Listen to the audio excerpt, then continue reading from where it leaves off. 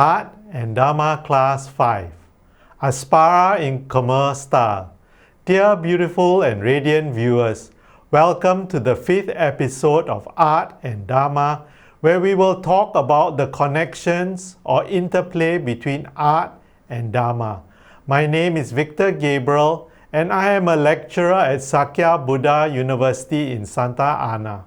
You can reach me through my email awake.star.sky@gmail.com. In this 5th episode, I would like to discuss this artwork called ASPARA in KHMER style. We will explore what are ASPARAs, their iconography, their role in Buddhist cosmology, their significance, and their association with Dakinis and KHMER art. ASPARAs are celestial beings or nymphs in Hindu and Buddhist mythology. The term ASPARA is derived from the Sanskrit root aspru, meaning water or aquacious. They are often depicted as beautiful, youthful women who are skilled in the arts, particularly in dance and music. ASPARAs are believed to reside in heavenly realms, specifically in Indra's court, where they entertain gods and demigods and celestial beings with their graceful and performances. What then are the characteristics and attributes associated with ASPARAs? ASPARAs are renowned for their exceptional beauty, often described with flawless features, enchanting eyes, and cultivating smiles. They are symbolically associated with youthfulness and vitality. They are accomplished dancers and musicians, adept at various forms of dance and playing musical instruments like veena, a string instrument, or tambura, a plucked instrument. They are often shown dancing, like here, or playing musical instruments. ASPARAs play a significant role in Hindu epics such as the Mahabharata and the Ramayana. They are often depicted as companions or attendants to gods like Indra, the king of heaven, and are known for their role in enticing and distracting sages and heroes through their beauty and charm. In Hinduism and Buddhism, ASPARAs symbolize the ideals of beauty, grace, and creativity. They also represent the pleasures of life and are sometimes seen as the embodiments of nature's abundance and fertility. In addition, in Buddhism, ASPARAs symbolize creativity and the fecundity of the Buddhist teachings. ASPARAs are frequently depicted in Hindu and Buddhist art, appearing in sculptures, paintings, and murals throughout South Asia and Southeast Asia. They are portrayed in various poses and gestures that emphasize their elegance and fluidity. In Sanskrit literature, including ancient texts and poetry, describe the exploits and interactions of ASPARAs with gods and mortals. Their stories highlight the themes of love, desire, and the consequence of worldly attachments. In Buddhism, ASPARAs are also significant, but adapted within the context of Buddhist cosmology and teachings. They can be enlightened or unenlightened celestial beings. They inhabit certain realms within the cycle of rebirths. As with Hinduism, they are associated with beauty and are depicted in Buddhist art and literature. As enlightened beings, they are seen as symbols of desire and the impermanence of worldly pleasures. As enlightened beings, ASPARAs are depicted as offering goddesses that make offerings to various Buddhas, Bodhisattvas, and masters. These enlightened ASPARAs dwell in various Buddhist pure lands and are actually Bodhisattvas. In Buddhism, unenlightened asparas are associated with the suffering in the context of the God realms. In the God realms are considered higher realms of existence where beings enjoy immense pleasure, beauty, and long life due to their good karma. However, despite their pleasant circumstances, beings in these realms are not exempt from suffering. The fundamental nature of existence in Buddhism is impermanence. Even in the God realms where conditions are extremely favorable, nothing lasts forever. Beings may eventually exhaust their good karma and fall from the God realms, experiencing a drastic change in their circumstances. Celestial beings also suffer from attachment. Beings in the God realms may become complacent and attached to their pleasant condition, believing that their state of bliss is permanent. This attachment leads to suffering when conditions change or when they realize the impermanent nature of their existence.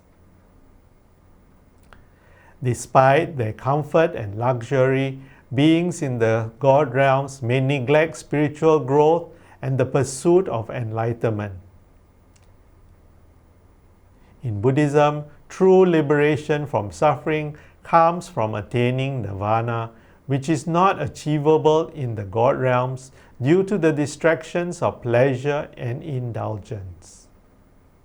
Beings in the celestial realms may experience a subtle form of suffering when they compare themselves with higher gods or celestial beings who have even greater levels of happiness or power. This can create envy or dissatisfaction, which, although at a much subtler level than in the lower realms, still exists. Then there is also the constant underlying fear among the celestial beings of losing their status and falling into lower realms due to the exhaustion of their good karma. This fear can create anxiety and subtle suffering. The God realms in Buddhism offer immense pleasure and happiness as a result of good karma. They do not provide a permanent escape from suffering. The teaching emphasizes that true liberation comes from suffering, comes through the understanding of the nature of existence, cultivating wisdom and achieving nirvana, which are pursuits that celestial beings often neglect due to their luxurious circumstances. Returning to our depiction and symbolism of asparas, asparas continue to influence cultural practices, especially in dance forms and rituals across South and Southeast Asia. They remain an enduring symbol of the ascetic ideals and spiritual aspirations in both Hindu and Buddhist communities. Asparas sometimes are included in the category of dakinis. Dakinis are associated with the feminine principle. This term, feminine principle, was coined by the Tibetan meditation teacher Chogyam Trungpa Rinpoche in his attempt to convey to his Western audience the range of meanings covered by the term dakini, and has since become a standard term in popular American Buddhism. Trungpa Rinpoche's motivation was to make Tibetan Buddhism accessible to Western students. Looking at the feminine principle through the form of the dakini, one can see what Tibetan Buddhism is trying to communicate about the dakini. There are three levels at which the dakini feminine principle can be understood. At the ultimate level, the dakini represents emptiness, the lack of inherent existence of all phenomena. Iconographically, emptiness is expressed as the vast and limitless expanse of space. However, it must be remembered that emptiness is ultimately cannot be symbolized. In the middle level, Dakinis represent the three different aspects. First, Dakini represents meditation, phenomena that have obviously no form of gender. These meditative phenomena can include meditation on emptiness, meditation on the subtle body, which focuses on the movement of vital breath through energetic channels, and the meditation on deity yoga. Second, the Dakini represents the experience of transmission of grace from one's master. Third, Dakini represents the knowing dimension of one's experience. However, this subjectless subjectivity, this is because the knowing dimension of one's mind also arises through the interaction with other mental phenomena. At the lowest level, the Dakini represents all women. The idea that all women are the Dakini comes from the idea of sacred outlook found within Tibetan Buddhism. In this perspective, women embody or are the daily reminder of the wisdom of shunyata, while men embody or are the daily reminder of the activity of compassion. Dakinis can also be dangerous, fierce, and wild. In North Indian context, the Dakini still means witch, a woman who harms others through malevolent spiritual power. These fierce goddesses were originally demonesses and disease goddesses, who were feared but supplicated because they ensure health and well-being.